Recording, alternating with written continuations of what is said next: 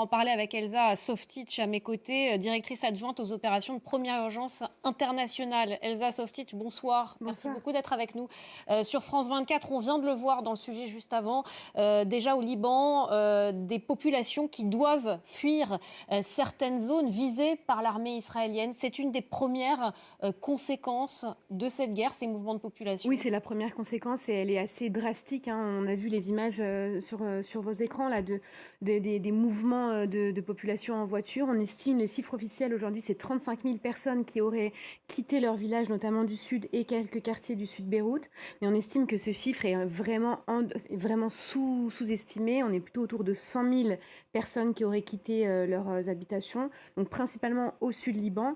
On a reçu encore ce soir des ordres d'évacuation d'une cinquantaine de villages du sud Liban, de certains quartiers de Beyrouth. Donc on sait que la nuit va être très longue et que encore cette nuit, des personnes vont devoir quitter leurs habitations. Et lorsqu'ils quittent leurs habitations, où vont-ils? Est-ce qu'ils sont livrés à eux-mêmes? Ils doivent dormir dans leur voiture? Est-ce qu'ils sont accueillis chez des proches? Ou est-ce qu'il y a aussi un accueil? Est-ce qu'il y a des ONG sur place pour les aider? Alors, on a plusieurs configurations. Évidemment, il y a toutes sortes de configurations. Certaines personnes sont accueillies dans la famille, dans d'autres quartiers, dans d'autres lieux.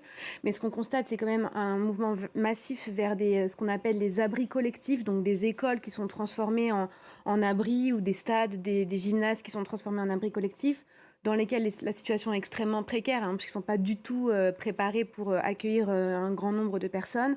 Et avec les ONG qui, comme la nôtre, Première Urgence Internationale, ont répondu dès les premières heures aujourd'hui à cet afflux massif de déplacement de population et qui se tient prêt à répondre dès demain. Des sorties sur le terrain sont prévues dans les différents lieux d'accueil.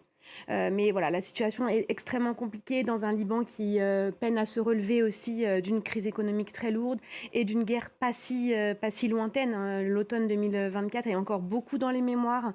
Donc on a aussi la sensation d'un déjà vu, de revivre un traumatisme encore très très frais dans la tête des Libanais. Et puis il y a ces réfugiés, ces personnes qui fuient leur domicile, mais il y a aussi les morts, hein, plus de 50 morts déjà, et de nombreux blessés. Tout à fait. Un nombre de morts, de blessés, de déplacés qui, encore une fois, est encore un chiffre très provisoire. On n'en est qu'au premier jour. Donc, on s'attend aussi à ce que ça dure plusieurs jours, Oui, plusieurs tout à l'heure, semaines l'armée israélienne a dit ne pas exclure une intervention au au sol. sol. Ouais. Et ça voudrait dire un conflit qui dure. Un conflit qui dure. Alors, pour être tout à fait honnête, la FINUL, donc la Force des Nations Unies présente au Liban, avait quand même constaté plus de 10 000 infractions au cessez-le-feu qui avaient été signées en novembre 2024. Donc, principalement du côté israélien. Donc, j'ai envie de dire, c'est pas non plus une grande nouveauté. C'est sur certaines zones, notamment au sud et dans l'est du Liban.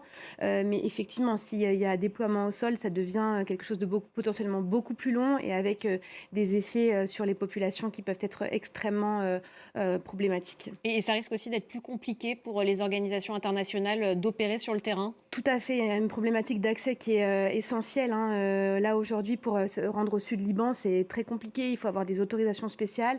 Donc, nous, on est des répondants on est très présents au sud Liban depuis de nombreuses années. Donc, on a des accès. Mais c'est sûr que ça va devenir une problématique beaucoup plus importante s'il y a des déploiements des forces au sol. Et puis là, ce qui est compliqué, c'est, on l'a vu, il y a ces bombardements sur le Liban, mais il y a des bombardements dans de nombreux pays dans la région, bombardements sur Israël, ça c'est la riposte iranienne, bombardements aussi dans de nombreux pays du Golfe, le Qatar, Bahreïn, les Émirats arabes unis, il y a aussi Chypre qui a été visé.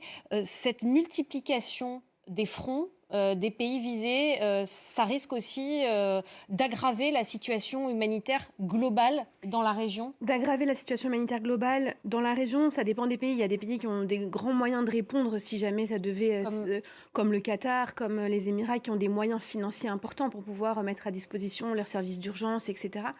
Ce que ça risque de faire, par contre, c'est d'effacer complètement certaines zones de conflit très très grave. Aujourd'hui, on ne parle plus du tout de Gaza et de la Cisjordanie, par exemple, depuis que Israël et les États-Unis ont attaqué l'Iran samedi. Donc, il faut faire aussi attention à cet embrasement, il est réel. Israël qui d'ailleurs a ouvert un nouveau point de passage vers la bande de Gaza tout à l'heure. Alors, ouais, on va voir ce que ça donne réellement, puisqu'il avait fermé les derniers points de passage avaient été refermés. Toute la Cisjordanie est fermée. Donc la situation est complexe au Liban, en Palestine. Elle risque de se complexifier au Yémen. Là, ce soir, j'ai une pensée vraiment pour toutes les équipes du Moyen-Orient qui travaillent pour Première Urgence Internationale, qui font un travail extraordinaire et qui sont elles-mêmes les premières victimes des différentes zones de conflit. Et puis l'Iran également, premier pays visé par ces frappes israéliennes et américaines. On parle de plus de 500 morts. Ça, ce sont les chiffres du Croissant Rouge, hein. Ça pourrait être bien plus. Là aussi, on a vu à Téhéran des personnes fuir la capitale, fuir les bombardements. Comment ça se passe en Iran, pays très fermé, pour justement venir en aide aux populations en temps de guerre? Aujourd'hui, c'est difficile pour moi de vous répondre parce que Première Urgence Internationale n'est pas déployée en Iran, même si on surveille de très près la situation pour pouvoir se déployer si le besoin s'en faisait sentir et si on réussissait à rentrer dans le pays. Donc là, il y a nos collègues d'autres organisations qui sont présents et je suis sûre qu'ils seront ravis de vous y répondre. En revanche, la situation est aussi très compliquée en Afghanistan. On a vu le Pakistan profiter d'un moment Oui, d'inattention générale. Donc le conflit s'est réveillé en Afghanistan.